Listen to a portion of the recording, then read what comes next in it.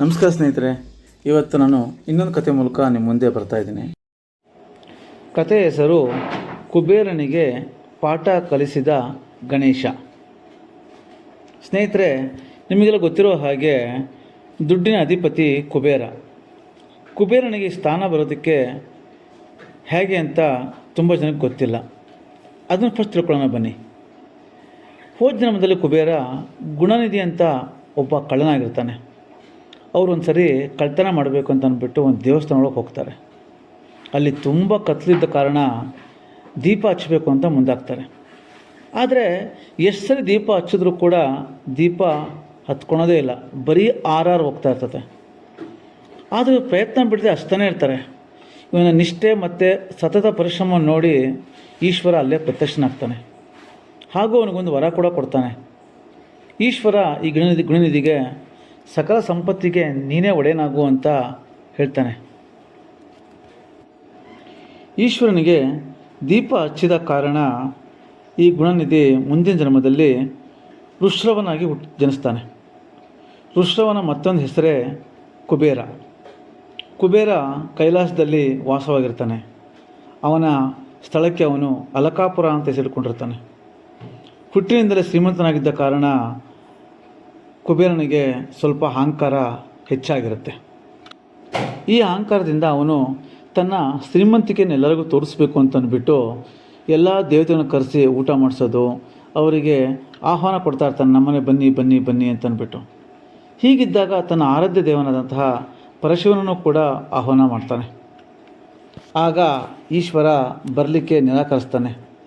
ಇಲ್ಲಪ್ಪ, ನನಗಾಗೋದಿಲ್ಲ, ಬೇಕಾದರೆ ನನ್ನ ಮಗ ಗಣೇಶನ ಕರ್ಕೊಂಡು ಹೋಗು ಅಂತ ಹೇಳ್ತಾನೆ. ಇವನ ಇಂಗಿತವನ್ನು ಅರ್ಥ ಮಾಡ್ಕೊಂಡಂಥ ಪರಶಿವ ಇವನಿಗೆ ತಕ್ಕ ಪಾಠವನ್ನೇ ಕಲಿಸ್ಬೇಕು ಅಂದ್ಬಿಟ್ಟು ಬೇಕು ಅಂತಲೇ ಗಣೇಶನನ್ನು ಅವ್ರ ಮನೆಗೆ ಕಳಿಸ್ಕೊಡ್ತಾನೆ. ಗಣೇಶ ಕುಬೇರನ ಮನೆಗೆ ಹೋಗ್ತಾನೆ. ಅವನ ಆಹ್ವಾನ ಮಾಡಿಬಿಟ್ಟು ಬನ್ನಿ ಕೂತ್ಕೊಳ್ಳಿ ಅಂತ ಅವರ ಉಪಚಾರವನ್ನು ಮಾಡ್ತಾ ಎಲ್ಲ ದೇವತೆಗಳನ್ನ ಪರಿಚಯ ಮಾಡಲಿಕ್ಕೆ ಹೋಗ್ತಾನೆ. ಆಗ ಗಣೇಶ, ಕುಬೇರ, ನಂಗೆ ತುಂಬ ಹೊಟ್ಟೆ ಹಸಿತದೆ, ಬೇಗ ಊಟ ಹಾಕು ಅಂತ ಹೇಳ್ತಾನೆ. ಅದಕ್ಕೆ ಗಣೇಶ ತುಂಬ ಸಣ್ಣವನು, ಒಂದು ಸಣ್ಣ ತಟ್ಟೆಯಲ್ಲಿ ಒಂದಿಷ್ಟು ಲಾಡು ಹಾಕ್ಕೊಂಡ್ಬಿಟ್ಟು ಕುಬೇರ ತಂದು ಕೊಡ್ತಾನೆ. ಈಗ ತಿಂತಾ ಇರ್ರಿ, ಅಡುಗೆ ರೆಡಿ ಆಗ್ತಾಯಿದೆ, ಬೇಗ ಕೊಡ್ತೀವಿ ಅಂತ ಹೇಳ್ತಾರೆ. ಅದನ್ನು ತಿಂದು ಗಣೇಶ, ಅಯ್ಯೋ ಸಾಕಾಗ್ತಿಲ್ಲ, ಇನ್ನೂ ತೊಗೊಂಬನ್ನಿ ಅಂತ ಹೇಳ್ತಾನೆ. ಅದನ್ನು ತಿಂದು ಮುಗಿಸ್ತಾನೆ. ನಂತರ ಸೀದಾ ಅಡುಗೆ ಮನೆಗೆ ಹೋಗ್ಬಿಡ್ತಾನೆ. ಅಡುಗೆ ಮನೆ ತಯಾರಾಗ್ತಾ ಇರ್ತದೆ. ಕುಬೇರ ಬಂದು ಹೇಳ್ತಾನೆ, ಅಡುಗೆ ತಯಾರಾಗ್ತಾ ಇದೆ, ಈಗ ಬಡಿಸ್ತೀವಿ, ನಿಮ್ಮ ಹೊಟ್ಟೆ ತುಂಬ ಊಟ ಹಾಕ್ತೀವಿ ಅಂತೆಲ್ಲ ಹೇಳ್ತಾನೆ. ಸರಿ ಸರಿ ಸರಿ ಬೇಗ ಬೇಗ ಬೇಗ ಅಂತ ಗಣೇಶ ಅಲ್ಲಿರೋದು ಕುತ್ಕೊಂಡು ತಿನ್ಲಿಕ್ಕೆ ಸ್ಟಾರ್ಟ್ ಮಾಡ್ತಾನೆ. ಅವನು ತಿಂತ ಎಲ್ಲ ಊಟವನ್ನು, ಅಡುಗೆ ಮನೆ ಊಟ ಎಲ್ಲ ತಿಂದು ಖಾಲಿ ಮಾಡಿಬಿಡ್ತಾನೆ. ಇನ್ನು ಬೇರೆ ಅತಿಥಿಗಳಿಗೆ ಕೂಡ ಇನ್ನೂ ಆಹಾರ ಕೊಡೋಕ್ಕೆ ಶುರು ಮಾಡಿರಲ್ಲ. ಇವನು ತಿಂತ ಇನ್ನೂ ಬೇಕು ಅಂತ ಗಣೇಶ ಎಲ್ಲವನ್ನೂ ತಿನ್ನೋ ಸ್ಟಾರ್ಟ್ ಮಾಡ್ತಾನೆ. ಅಲ್ಲಿದ್ದ ಪಾತ್ರೆಗಳನ್ನು ಕೂಡ ತಿನ್ನಲಿಕ್ಕೆ ಸ್ಟಾರ್ಟ್ ಮಾಡ್ತಾನೆ. ಎಲ್ಲ ಆಹಾರ ಕಾಲത്ത്, ಎಲ್ಲಿದೆ ಕುಬೇರ, ನನಗೆ ಹೊಟ್ಟೆ ಹಸಿತಾ ಇದೆ, ಊಟ ಹಾಕು ಅಂತ ಕುಬೇರನ ಪೀಡಿಸೋ ಸ್ಟಾರ್ಟ್ ಮಾಡ್ತಾನೆ. ನೀನು ಹೀಗೆ ಮಾಡ್ತಾಯಿದ್ರೆ ನಾನು ಇನ್ನೇ ತಿಂದ್ಬಿಡ್ತೀನಿ ಅಂತಂದ್ಬಿಟ್ಟು ಗಣೇಶ ಕುಬೇರನ ಮೇಲೆ ಸಿಟ್ಟಾಗ್ತಾನೆ. ಹೆದರಿದಂಥ ಕುಬೇರ ಅಲ್ಲಿಂದ ಸೀದಾ ಓಡಿ ಹೋಗ್ತಾನೆ. ಪರಶಿವನ ಮುಂದೆ ನಿಂತ್ಕೊಂಡು ಸಾಷ್ಟಾಂಗ ನಮಸ್ಕಾರ ಹಾಕಿ, ಭಗವಂತ ನನ್ನ ಕ್ಷಮಿಸ್ಬಿಡು, ನನ್ನ ಅಹಂಕಾರದಿಂದ ನಾನು ಎಲ್ಲರನ್ನೂ ತುಂಬ ಕೀಳ ದೃಷ್ಟಿಯಿಂದ ನೋಡಿದೆ, ನನ್ನ ಕ್ಷಮಿಸ್ಬಿಡು, ಈ ಸಂಕಷ್ಟದಿಂದ ಪಾರು ಮಾಡು, ಗಣೇಶ ನನ್ನನ್ನು ತಿನ್ಲಿಕ್ಕೆ ಬರ್ತಾ ಇದ್ದಾನೆ ಅಂತ ಹೇಳ್ತಾನೆ. ಅದೇ ಸಮಯ ಗಣೇಶ ಅಲ್ಲಿ ಓಡಿ ಬರ್ತಾನೆ. ಏ ಕುಬೇರ, ಇಲ್ಲಾಕೆ ಬಂದು ನಿಂತ್ಕೊಂಡಿದ್ಯಾ, ಬಾ ಊಟ ಹಾಕಿ ಬಾ ಅಂತ ಅವನಿಗೆ ಗದರಿಸ್ತಾನೆ.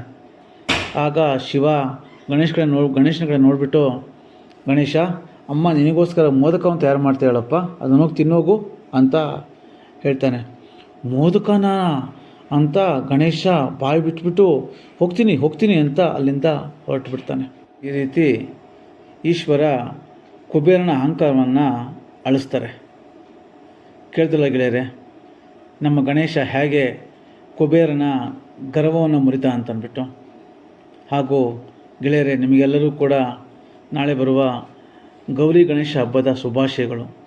ಹಾಗೂ ನಿಮಗೆಲ್ಲ ಈ ಕತೆ ಇಷ್ಟ ಆಗಿದ್ದರೆ ನಿಮ್ಮ ಸ್ನೇಹಿತರು ಕೂಡ ಶೇರ್ ಮಾಡಿ, ಫಾರ್ವರ್ಡ್ ಮಾಡಿ, ಹಾಗೂ ಸಬ್ಸ್ಕ್ರೈಬ್ ಮಾಡೋದು ಮರಿಬೇಡಿ. Thank you.